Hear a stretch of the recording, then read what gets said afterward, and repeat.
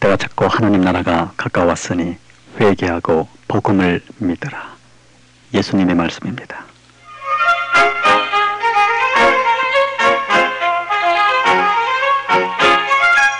오늘도 주님과 함께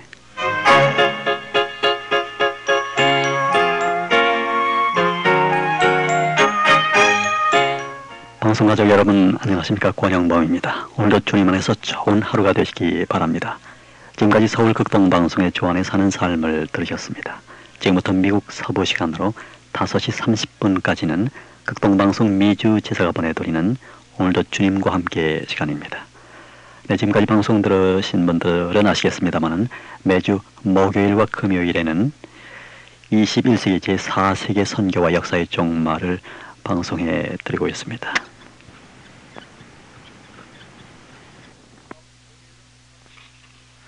예, 목사님 안녕하세요. 아유, 안녕하셨습니까? 예, 지난 시간에 제4세계 선교의 전략에 대해서 네. 목사님이 잘 말씀해 주셨는데요. 네. 계속해서 좀 말씀을 더해 주시면 고맙겠습니다. 예, 어느 전략이나 마찬가지로 예.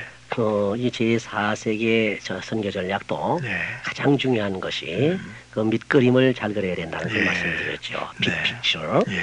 잘 그려야 되는데 이것을 그려놓고 하나의 틀을 짜는 거죠. 예. 하나의 틀을 짜놓고 그 다음에 이제 그 해야 될 작업들이 있습니다. 예. 가장 중요한 것이 말이죠.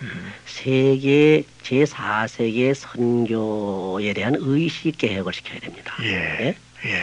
제4세계 선교 전략을 위해서 예. 무엇보다도 필요한 것이 무엇이냐. 교역자들은 물론 평신도들까지도 의식 개혁이 선행되어야 한다는 겁니다. 예. 이러한 선교 사명의 의식이 없이는 예. 제4세계 선교에 성공할 수 없다는 것이죠. 예. 이 의식 개혁은 어찌나 중요한 거 아닙니까? 그럼요. 정치, 경제, 예. 사회 다 중요한 것이죠. 네. 사실 선진국이라고 한다고 하면은 네. 사실 후진국에 비해서 가장 두드러지게 나타나는 것이 바로 의식 수준입니다. 예, 그렇죠. 그렇죠? 예. 그러니까 우리 선교나 교회 성장에도 마찬가지입니다. 예. 우선 의식이 개혁이 일어나야 돼요. 예. 의식 개혁이 일어나야 되는데 교회 성장이나 선교에 있어서 아주 제2물결, 제3물결의 의식을 가지고 예. 어떻게 제4물결에 거기 따라가서 그 맞출 수 있느냐. 예. 맞출 수 없다는 거죠. 그렇죠. 컴퓨터에 대해서 제가 간단히 말씀을 지난번에 드렸습니다만 지금 컴퓨터의 그 메모리가 예. 예를 들어서 요새 그저 기본으로 나오는 게 8맥이라고 합니다. 8메가바이트. 아, 예. 그런데 제 것도 이제 퍼셔널 컴퓨터가 이제 도시바 예. 8메가바이트입니다만은 예.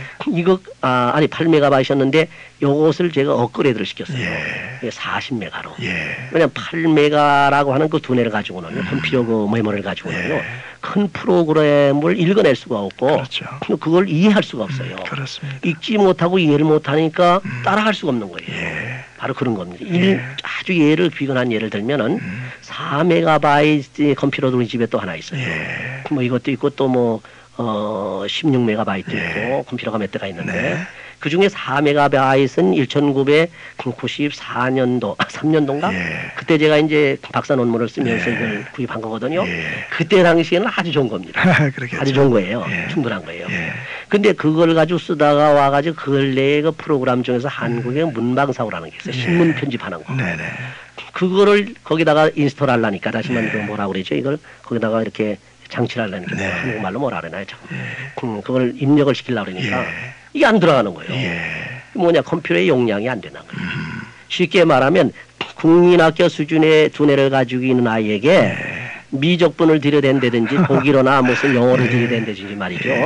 또 경제, 정치, 경제, 사회 그 박사의 수준에 있는 학문을 갖다 놔봤댔자 도저히 읽을지도 모르고 이것을 도저히 이해가 안 되는 되는 거죠. 거예요. 그러면. 일례를 들어서 저희 그 둘째 막내 아이가 말이죠. 영어도 잘하고 아주 뭐 굉장히 굉장히도 그런 좀 인정을 받기도 해요. 예, 예. 그래서 사회 나가게 되면 뭐 인터뷰하게 되면 그냥 쏙 사람들이 빠질 정도로 그렇게 하고 영어도 뭐 바일링걸로 다 예. 잘하고 그러니까 네. 엑셀런트 하잖아요. 아, 그렇죠.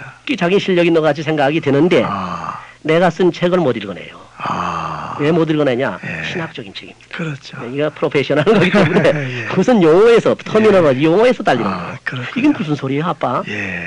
이게 도대체 무슨 말인지 모르겠어요. 그러면. 예. 그래서 제가 쓴 책은 전문가를 대상으로, 다시 말하면 목회자들을 대상으로 한 책들이 많기 때문에 예. 그 책을 갖다가 읽으려고 할 때 그 우리 그 둘째 아이의 친구가 전도사님들도 있어요. 예. 그분들이 책을 이제 가져가 가지고 읽는데 네. 이해가 잘 안 된다는 거예요. 그 용어 자체도 그 문장 수준이 이제 그 사람들 머리에서는 소화가 안 되는 거예요. 그렇겠죠. 바로 그런 겁니다. 네. 아니 의식 수준이 예. 제 2물결, 3물결밖에는 의식 수준이 안 되는데 예. 제 4물결이라고 하는 것이 그 머리에 들어갈 수 있는 거예요. 그러니까 의식을 빨리 개혁하고 한편으로 말하면 빨리 업그레이드 시켜야 된다는 거죠. 네. 그렇게 안 되면 한국에서 민주정치를 한다고 하는데 그 의식 개혁이 안 따라주면요 계속 저렇게 답보 상태에서 그렇게 발버둥 칩니다. 그렇죠. 의식 개혁이 일어나야 돼요. 네네. 빨리. 그러기 위해서는 국회의원들을 공부시켜야 됩니다. 예. 제 얘기하지 번다는 소리인지 모르지만 예. 왜냐하면 무슨 신학 공부하라는 게 아니고 예. 정치 공부를 하라는 거예요. 예. 지금 정치가 제 3물결 정치를 타고 나가고 지금 제 3물결로 막 들어간다고 하는데 지금 대립과 투쟁과 논쟁과 악의하고 서로 말이지 하고 다툼하고 이건 제2물결 정치라고 그랬잖아요. 그건 대립의 정치거든요. 그건 전부 악의하고 서로 그냥 뭐 오고 다툼하고 말이 네가 옳으니 내가 옳으니 그런 정치는 벌써 2물결 정치로 흘러갔어요. 이제는 그런 이데올로기가 아니고 서로 조화를 이루고 서로 통합을 해보려고 그러고 서로 협력을 해서 협력 정치를 해야 돼요. 그렇죠. 그러기 위해서 그 틀을 짜야 된다는 거예요. 네. 그 틀을 짜기 위해서는 그 머리에 그 들어갈 수 있어야 되는데 머리가 의식이 개혁이 안 되고 컴퓨터 메모리가 작은데 큰 프로그램이 못 들어가는 거고 또 국민 학생들 머리에 대학교 교재가 못 들어가는 거지. 그래 놓으니까 문제라는 거죠. 그렇군요. 그래서 제가 이제 미국에 와서 좀 한 십몇 년 동안 이제 쭉 공부하면서 살면서 많이 이제 미국에 깊이 좀 들어가 봤어요. 다시 말하면 뭐 간공서에 뭐 안 들어간 데가 거의 없을 정도로 학생들 뭐 공부시키 학교 들어보내주느라고 말이죠. 엘레멘터리 스쿨 다시 말하면 소학교에서부터 고등학교, 중학교, 대학교 다 가보고 교육청에 나가서 또 그거 다 가보고 소셜 워크하는 소셜 그 오피스도 뭐 수업시도 나들고 뭐 안 간 데가 없죠. 시청도 가보고 그 시리홀 그다음에 경찰서까지도 막 들어가보고 쭉 들어가 보면서 보니까 우리가 이게 서양 사람이고 미국 사람이라고 해서 배타적으로만 생각할 것이 아니라 배울 게 많구나. 질서 의식만 봐도 이건 뭐 대통령도 줄을 서니까 뭐 이거 참 그 우리 의식을 빨리 바꿔야 되는 거예요. 그래서 제가 비근한 예입니다마는 이 미국에서 한국에서는 제가 우리 교인들한테 자동차 우리가 차를 몰고 다니잖아요. 그럼 제가 이제 상당히 일찍 차를 그래도 소유를 해가지고 1978년도인가 9년도 그때서부터 타기 시작했는데 한국에서 하나님 축복해 주셔가지고 그럼 교인들이 이제 태워가지고 다니잖아요. 그럼 교인들이 나보고 뭐라 그러냐면 아유 목사님 더 차가 두려워서 못 다니겠고 고개 운전을 해가지고 우리 빠지고 저리 빠지고 말이죠 막 쭉 빠져나가니까 겁이 난다는 거예요. 그런 운전을 했거든요. 한 10년. 근데 미국 와가지고 그런 게 몸에 배니까 DMV에서 그냥 라이센스 운전면허 딸 때 그렇게 뭐 딱 와서 백미러만 봐도 벌써 척척 안 한 그런 운전을 하다가 2번이나 떨어졌어요. 미국은 벌써 달라요. 국내 떨어져가지고 이건 저 여담입니다만은. 근데 이걸 말씀드리는 이유는 말이죠. 그 다음에 미국 와서 한 10년 이상 이제 계속 자동차를 몰고 이렇게 다니다 보니까 미국에서는 철저하게 규칙을 지키잖아요. 쉽게 말하면 밤에 아무도 없고 새벽에 아무도 없어도 스탑 사인이 있으면 세상 앞서 딱 섰다가 이게 또 몸에 배버렸어요. 그러다가 요가지 이제 한국에 나가서 이제 생활하면서 또 보니까 거기에서 또 그 습관이 이 습관이 미국 습관이 나오니까 그러니까 무슨 뭐 고속도로 달릴 때나 뭐 여기 로컬 달릴 때나 말이죠. 미국 모양으로 안전운행을 하거든요. 규칙 딱딱 지켜가면서. 뒤에서 차가 빵빵거리고 말이죠. 창문 열고 내다보면서 욕설을 퍼붓고 말이죠. 막 그러더라고요.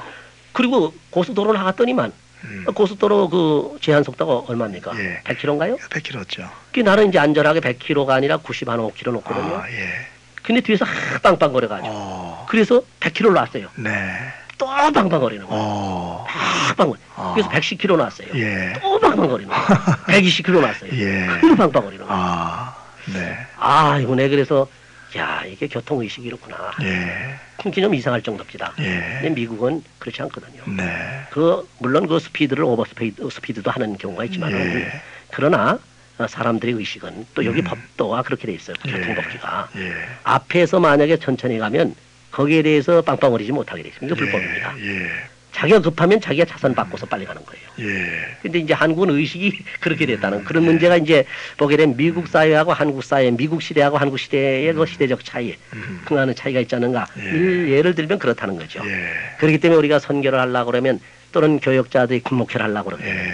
아직도 이 물결 시대에서 있다고 하면 네. 지금 산물결 시대에 왔는데 네. 산물결 내지 사물결 선교와 또는 목회 전략을 세워야 되지 않느냐. 예. 그래서 제 산물결 목회라든지 제 산물결 목회에서 제 사물결로 빨리 준비를 하든지 이런 차원에 와 있어야 되는데 이 의식 개혁이 아직 그렇게 안 돼 있다고 하면 이게 참 실행해 나가기 어렵지 않느냐. 그렇게 이제 생각을 하는 거죠. 그래서 제 4세계 선교의 의식 개혁을 제가 이제 한 두 가지로 나눠서 생각을 해봤습니다.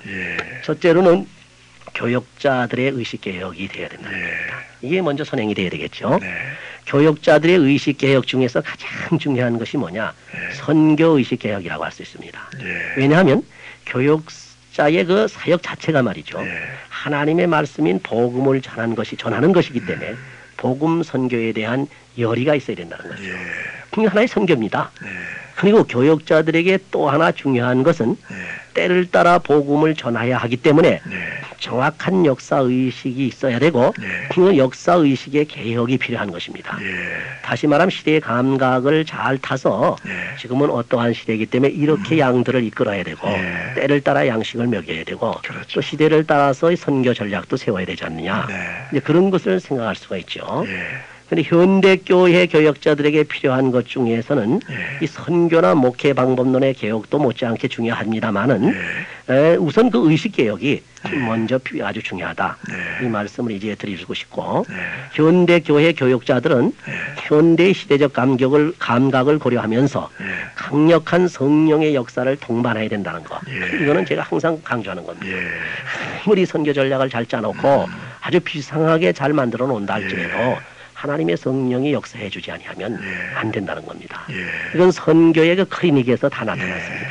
물론 그 바울 사도도 인간적으로 선교 전략을 세워 나가서 하다가 아시다시피 말이죠. 두아디라인가 그쪽에 그 아덴에 가가지고 선교를 머리를 써가지고 했지요.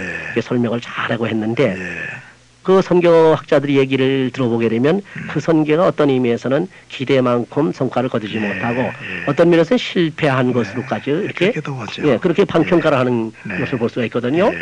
이게 뭐 이 바울 사도도 지혜가 있고 또 아주 지식이 많은 사람이니까 하다 보니까 자기 지식 머릿속에서 막 나와서 했단 말이에요. 아덴의 학자들을 그렇죠. 대상으로. 제가 아레오바고 뭐 신학이라고 그럴까요? 그래서 이제 그 선교 전략을 세워가지고 너희의 종교성이 참 많다. 해가지고 이제 그런 방법으로 쭉 선교를 했는데 물론 그 선교 자체가 틀린 건 아니죠. 그러나 이제 시대의 감각을 잘 고려하고 그래서 자기가 선교 전략을 세우고 목회 전략을 세우는 것은 그건 해야 될 일입니다. 전제할 것은 성령의 지혜를 받아서라. 성령의 인도하심을 따라서 하는 게 좋겠다. 그 다음에 거기에 강력하게 성령께서 사역을 해주시고 역사해 주셔야만 성공할 수 있다. 그렇게 이제 볼 수 있는 것입니다. 사도행전이라는 것이 사실은 성령 행전 아닙니까? 그렇죠. 그러니까 우리가 선교할 때에 바로 이 성령의 역사 그렇죠. 대단히 중요하다 봅니다. 그래서 제가 이제 그 교재를 만들어 놓은 게 있어요. 한 260페이지 이렇게 만들어 놓은 게 또 있는데 그 첫 번째는 이제 제4세계 선교의 사명 거기에 대한 거고 사명을 고치해 주는 거죠. 이 시대 물결들을 잘 파악해가지고 그 다음에 두 번째 쓴 것이 이제 제4세계 선교 전략. 그 선교 전략을 공부할 때 다른 거 안 했습니다. 사도행전을 1장에서부터 27장인가 8장인가 거기까지 아주 아이템별로 해가지고 그 테마별로 아주 정확하게 공부를 할 수 있게 그리고 거기 은사 그 뭡니까 그 활동까지 같이 할 수 있도록 그러니까 이제 교재를 일단은 제가 집필을 맞춰놨어요. 그렇게 한 사실 사도행전 자체가 하나님의 성령이 이끌어 주시는 대로 선교 전략을 세워나간 거거든요. 그래서 바울 사도야 지난번에 말씀드린 대로 뭐 비두니아로 저기 가려고 그랬는데 하나님께서 마게도니아로 가라고 하는 그런 이제 비전을 그렇죠. 바로 그거죠. 그래서 성령의 역사가 강력한 성령 역사가 동반하는 것은 절대적인 거죠. 필수적인 겁니다. 그러므로 현대교회는 말이죠. 제3물결 선교 또는 제4물결 목회 또는 제4물결 선교 제4물결 목회 여기 방법론을 우리가 좀 연구를 해야 됩니다. 근데 좀 참고적으로 이 시간 말씀드릴 것은 우리 목회자들에게 목회에 대해서 차세대 목회는 어떻게 해야 될 것이냐, 21세기의 목회 전략은 어떻게 세울 것이냐 할 때 저는 거침없이 세상 정치가들이 배우는 먼저 배우지 않느냐, 시대를 먼저 배우고 그 물줄기 그 흐름을 벌써 알고서 거기에 맞춰서 지금 발전된 민주주의를 지금 가지 않느냐. 우리도 목회 방법론에 있어서는 빨리 이것을 업그레이드 시켜야 된다. 그래서 거침없이 제가 추천하는 것은 제3물결 목회 수준의 이상을 해야 된다는 겁니다. 지금 제3물결 시대라고 그러니까 그러면 제3물결 목회는 어떻게 하는 것이냐. 이게 우리 좀 참고가 될 것 같아서 제가 말씀을 드립니다만은 세 가지로 저는 그걸 요약을 합니다. 제3물결의 목회는 첫째로 목회의 정보화입니다. 인포메이셔나이제이션이죠. 이 목회의 정보화 중에서 중요한 것은 두 가지 중에서 하나가 영적인 정보화입니다. 성령의 역사죠. 이것이 가장 중요합니다. 이건 아까 제가 지난번인가 말씀드렸죠. 심지어 기도하는 데도 적용하라. 또는 선교하는 데도 적용하라. 선교 전략자는 심지어 공부하는 연구하는 데까지 그 성령의 정보를 얻어라. 성령이 내게 정보를 주셔서 성령이 인도하시는 대로 하라. 쉽게 바꿔 말하면 영감을 얻어라. 성령의 영감을 받아서 하라. 설교를 준비해도 그렇고 그걸 제가 강조하는 겁니다. 그 다음에 두 번째로는 이제 그 머트리얼이라는 이게 자료입니다. 자료 정보화입니다. 지금 목회 정보 연구소들이 많이 있어가지고 목회 자료를 수집해가지고 뭐 그냥 뭐 통신은 말할 것도 없이 인터넷을 통해서 뭐 CD를 통해서 계속 공급하죠. 이게 어떻게 보게 되면요, 홍수에 지금 막 빠져 있어요. 그렇습니다. 무선별에서 어떻게 써야 될지 모를 정도로 홍수같이 쏟아져요. 지금은 너무 정보가 많아서 그것도 문제예요. 그게 오히려 문제가 되는, 교란이 혼란이 되고 혼란이 오죠. 이런 것은 이제 뭐 없는 것보다는 낫지만은 먼저 영적인 정보화가 되면요, 성령이 지혜를 줘가지고 탁탁 필요한 머트리얼, 그 자료를 내게 접할 수 있게 합니다. 선별할 수 있겠죠. 선별할 수 있게 해요. 제가 공부할 때도 보니까 그렇게 되더라고요. 이걸 쓰면서도 제가 이걸 이렇게 원고를 쓰면서 이걸 지금 우리 말씀을 나누잖아요. 이걸 짜면서도 이 성령께서 이렇게 자꾸 이렇게 마음에 깨달음을 주시니까, 그렇죠. 그러니까 이게 착착착착 지금 이렇게 해나갈 수 있는 그런 힘이 되더라고요. 그래서 목회의 정보화가 제3물결 목회의 첫째 특징입니다. 두 번째 특징은 뭐냐 하게 되면 구조 변화를 해야 된다는 겁니다. 그건 영어로 structural change라고 그러는데 구조 변환이 있어야 된다. 그건 세상에 우리 정치로 말하면 구조 조정이라고 그러나요? 구조 개혁이죠. 그럼 구조 변화는 어떻게 해야 되느냐? 구조를 바꾸라는 거예요. 제2물결하고는 달라요. 그러니까 제3물결로 들어가게 되면 수직적인 사역 구조를 수평적인 사역 구조로 바꾸라는 겁니다. 수직적인 사역 구조는 위에서 명령 계통으로 내려오는 겁니다. 요걸 이제 전문적인 용어로 액티브, 패스토럴, 패시브, 쉬프 스트럭처라고 그래요. 그러니까 목사가 능동적으로 행동하는데 성도들, 양들은 무조건 수동적으로 따라만 가면 된다. 우리는 뭐 아무것도 하지 않고 오라면 오고 가라면 가고 끌고 끌려가는 대로 그저 코 끼어서 그냥 가면 된다. 피동적인. 그 피동적인 이거 빨리 고치라는 겁니다. 그렇죠. 이것을 바로 고쳐가지고 어떠한 스트럭처로 고치려 되면 어떤 구조로 바꾸냐면 목회자 평신도 공동 사역 구조로 바꾸라는 거예요. 물론 그렇다고 해서 평신도하고 목회자하고 동등한 입장에서 뭐 하라 그런 얘기 아닙니다. 목회자는 리더십을 강하게 발휘하면서 이 평신도의 그 아주 엄청난 자원을 마음껏 활용을 해서 평신도 운동을 전개하라는 겁니다. 이것이 이제 제4물결의 제3물결 목회의 둘째 번 특징입니다. 마지막으로 하나 중요한 게 있어요. 그게 뭐냐면 프로그래밍, 다시 말해 프로그램을 개발하는 겁니다. 여기에는 이제 평신도가 리더십을 발휘하고 프로그램을 개발해서 평신도 제자화를 시키고 선교사 훈련 프로그램을 개발해서 하는 겁니다. 그래서 여기 보게 되면은 이제 목회의 정보와 구조 변환 또는 프로그램 개발 이 세 가지가 제대로 되게 되면 제3물결 목회를 할 수가 있다는 거죠. 현대 목회는 여기로 들어가야 됩니다. 이렇게 우리가 생각을 하면서 과연 이제 제4세계 선교 의식이 개혁이 돼야 되지 않겠느냐 그렇게 보는 것입니다. 자, 한 가지 더 우선 말씀을 드리고 다음으로 넘어가죠. 그러면 선교에 관해서 제4물결 선교는 무엇이냐?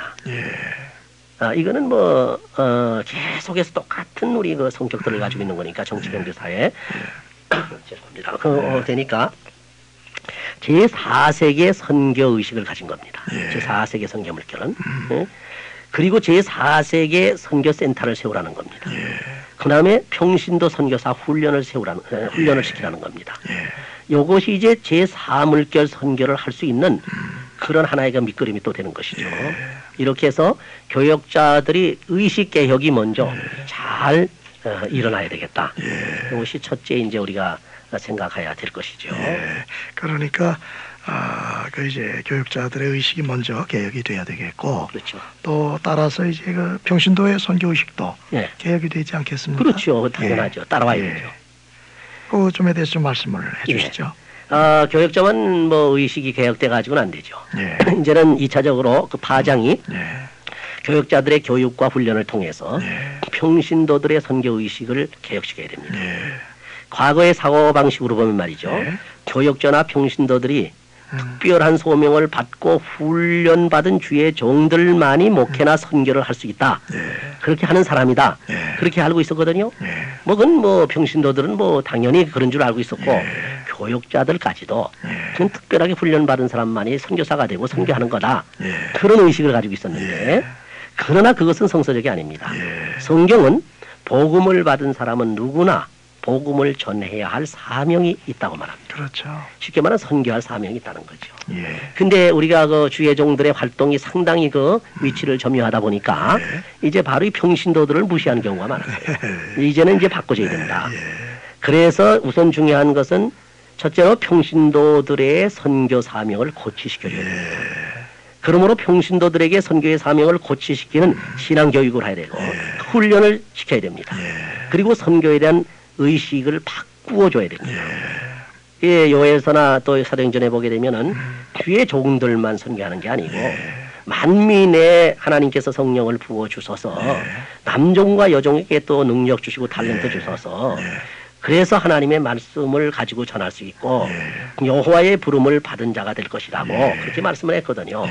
그 사도행전 1장 8절에도 오직 너희가 성령이 임하게 되면 권능을 받고 예루살렘 온 유대와 사마리아와 땅끝까지 이르러 내 증인이리라. 여기는 사도들 12사람에게만 해당된 겁니까? 아니죠. 왜냐하면 오순절 날에 모여서 기도한 무리가 얼마입니까? 120문도물입니다. 그렇죠? 그러니까 사도들뿐만 아니라 평신도들까지도 이에 해당이 된다. 그래서 평신도들에게도 이 사명이 있다고 하는 것을 사명의식을 고쳐야 줘야 됩니다. 그 다음에 마지막으로 하나 더 말씀드릴 것은 평신도 선교사 훈련에 참여할 수 있도록 그리고 활동할 수 있도록 리드를 해줘야 되겠다는 것입니다. 제4세계 선교는 평신도들이 오히려 주역이 되어야 합니다. 그래서 주의 종들은 어떻게 되어야 되느냐? 평신도들을 선교사로 훈련시켜야 할 사명이 있습니다. 그렇기 때문에 그런 하나의 전략으로는 각 지교회의 교역자들은 교회에서 평신도 선교사 훈련 프로그램을 개발해서 진행시켜야 됩니다. 그리고 각 교단에서도 이 평신도 선교사 훈련 프로그램을 잘 개발해서 지교회들을 지도해 줘야 되고 권장해 줘야 됩니다. 그리고 거길 넘어서 이제 그 처치가 아니고 파라처치, 교회 밖에 운동들이 있잖아요. 뭐 CCC라든지 무슨 IVF 또는 뭐 바이블 스타디 그룹이든지 뭐 제자 훈련 프로그램 뭐 이런 여러 가지 있잖아요. 그런 또 선교 단체들 이런데 파라처치 기관에서도 각 교단이나 지교회와 협력해서 이 평신도 프로그램을 개발해서 발전시켜 나가는데 협력을 해줘야 된다. 그렇게 생각을 하는 것이죠. 그러니까 지금까지는 그 이제 목회자들 또 신학을 졸업한 그런 이제 들을 위한 선교센터가 운영이 됐는데 그렇죠. 앞으로는 이제 제4세계 선교를 위해서 아마 평신도를 위한 훈련 선교센터가 필요하겠다. 이렇게 생각이 드는군요. 그러니까 평신도 선교사를 빨리 만들라는 거죠. 그렇군요. 그래야지 이제 각 그 세계에 흩어져 있는 그 들판에서 말이죠. 이들이 나가서 각 현장에서 말이죠. 선교를 할 수 있는 선교 사명을 가지고 선교사의 사명을 가지고 복음을 전하거든요. 그래 복음화가 되지. 제한되어 있는 주의 종들 선교사들을 파송해 봤댔자 뭐 어느 한 구석에 가밖에 더 합니까? 그런 이제 그 의미 때문에 그렇습니다. 하여튼 목사님 감사합니다. 오늘도 아쉬운 시간 다 지나서요. 다음 시간에 다시 듣도록 하겠습니다. 오늘 말씀 감사합니다. 감사합니다. 수고하셨습니다. 네.